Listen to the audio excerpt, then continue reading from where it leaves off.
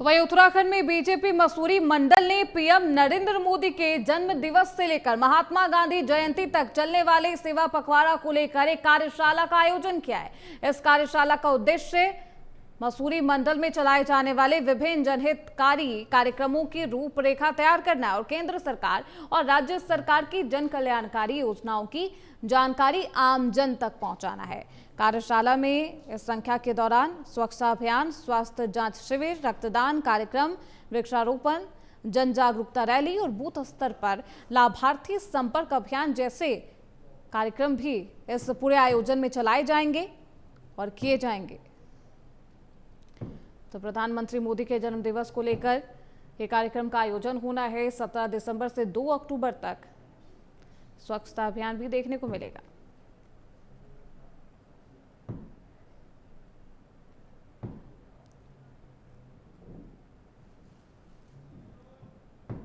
Bharatiya Janata party द्वारा समय समय पर समाज की सेवा करने के लिए, लोगों की परेशानी दूर करने के लिए और कई प्रकार के स्वच्छता अभियान चलाए जाते हैं। इस बार सेवा पखवाड़ा 17 सितंबर से लेकर 2 अक्टूबर तक चलेगा।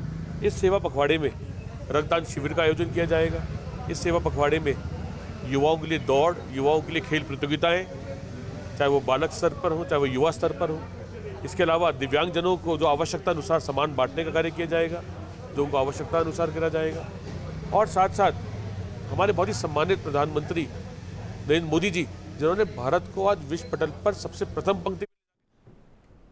खबरों बढ़ते आगे। प्रधानमंत्री नरेंद्र मोदी के जन्म दिवस से लेकर गांधी जयंती तक स्वास्थ्य महिला सशक्त परिवार अभियान के तहत स्वास्थ्य विभाग पूरे राज्य में 4114 विशेष स्वास्थ्य शिविरों का आयोजन करने जा रहा है। इन शिविरों का मुख्य फोकस महिलाओं और बच्चों के स्वास्थ्य पर रहेगा, जहां निःशुल्क स्वास्थ्य जांच और उपचार की सुविधा दी जाएगी। ये विशेष शिविर राज्य के जिला अस्पतालों, उप जिला अस्पतालों, सामुदायिक स्वास्थ्य केंद्रों और आयुष्मान आरोग्य मंदिरों में आयोजित किए जाएंगे। देहरादून के मुख्य चिकित्सा अधिकारी मनोज कुमार शर्मा ने बताया कि जिले में कुल 425 शिविर लगाए जाएंगे। इनमें से तमाम स्वास्थ्य शिविर नगर निकाय क्षेत्रों में आयोजित होंगे, जिसमें महिलाओं की जांच की जाएगी। ये निःशुल्क जांच होगी। पूरे राज्य में 4114 विशेष स्वास्थ्य शिविर लगाए जाएंगे और लोगों को से स्वस्थ रहने की अपील भी की जा रही है। तो 17 सितंबर से 2 अक्टूबर तक ये बेहद विशेष अभियान चलाया जाएगा। पूरे राज्य में 4114 विशेष स्वास्थ्य शिविर लगाए जाएंगे, जिनमें महिलाओं और बच्चों का निःशुल्क स्वास्थ्य चेकअप होगा। देखिए, जो स्वास्थ्य पखवाड़ा है, इसमें स्वस्थ नारी सशक्त परिवार अभियान के तहत जो है नारी और बच्चे के स्वास्थ्य पर विशेष ध्यान फोकस करते हुए हमारे द्वारा जिले में 425 जो है वो स्वास्थ्य शिविर जो है का आयोजन किया जाएगा। 9 बड़े स्वास्थ्य शिविर जो कि हमारे नगर निगम में लगेंगे, नगर पालिका में, और हमारे ब्लॉक लेवल पे लगेंगे। इसके अलावा जो हमारे नगरीय क्षेत्र है, अर्बन क्षेत्र है देहरादून के, वहाँ पे 12 कैंप का आयोजन किया जाएगा। जो ऋषिकेश का अर्बन क्षेत्र है, वहाँ पे 2 कैंप का आयोजन किया जाएगा। और जो हमारे ग्राम पंचायत के क्षेत्र है, वहाँ पे 402 कैंपों का आयोजन किया जाएगा। इस तरीके से 425 जो। खबरों बढ़ते आगे। देहरादून से बड़ी खबर सामने आ रही है। 3 जिलों में आज भारी बारिश की चेतावनी जारी की गई है। मौसम विभाग ने भारी बारिश की चेतावनी जारी की है। देहरादून, बागेश्वर, नैनीताल में भारी बारिश की संभावना है।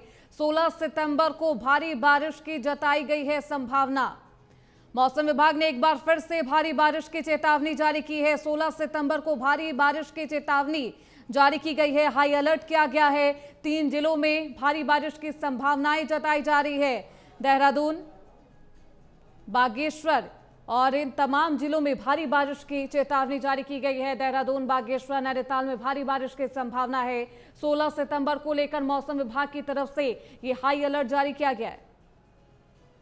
3 जिलों में भारी बारिश की चेतावनी जारी की गई है। मौसम विभाग ने ये हाई अलर्ट जारी किया है। तो वहीं उत्तराखंड में इस मॉनसून सीजन में आई आपदा से हुए नुकसान का आकलन करने के लिए केंद्रीय टीम प्रदेश के विभिन्न प्रभावित इलाकों का दौरा कर चुकी है। राज्य सरकार ने अब तक लगभग 5,700 करोड़ रुपए की क्षति का अनुमान लगाया है। प्रधानमंत्री मोदी ने उत्तराखंड को मदद की स्वीकृति भी दी है। केंद्रीय टीम ने राज्य आपातकालीन परिचालन केंद्र में बैठक कर अपनी रिपोर्ट तैयार की है, जिसे जल्द ही केंद्र सरकार को सौंपा जाएगा। आपदा प्रबंधन सचिव विनोद कुमार सुमन ने बताया है कि पोस्ट डिजास्टर नीड्स असेसमेंट यानी कि PDNA टीम भी जल्द ही आएगी, जो कि नुकसान का व्यापक मूल्यांकन कर केंद्र को धनराशि जारी करने की सिफारिश करेगी। इस बार भारी बारिश और भीषण आपदाओं से राज्य को काफी नुकसान हुआ है। खासकर थराली और धराली क्षेत्रों में ये नुकसान काफी ज्यादा हुआ है, जिसका आकलन कर चुकी है टीम और इसकी रिपोर्ट जल्द से जल्द केंद्र सरकार को सौंपी जाएगी।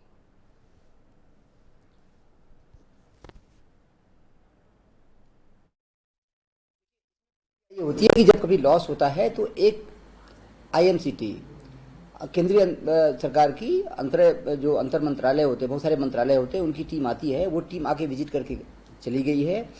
इसके बाद वो टीम जनरल आकलन करती है कि कितना बल्क में नुकसान हुआ है, कितनी बड़ी मात्रा में नुकसान हुआ है। इसके बाद PDNA होता है।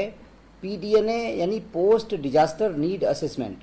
जैसे नाम से ही पता लग रहा है कि डिजास्टर के बाद हमारी क्या आवश्यकता है, उसका असेसमेंट करने के लिए यह टीम होती है। और यह टीम का भ्रमण हम लोग प्रस्तावित कर रहे हैं। अगले 10 दिनों में इस टीम का भ्रमण भी प्रस्तावित हो जाएगा।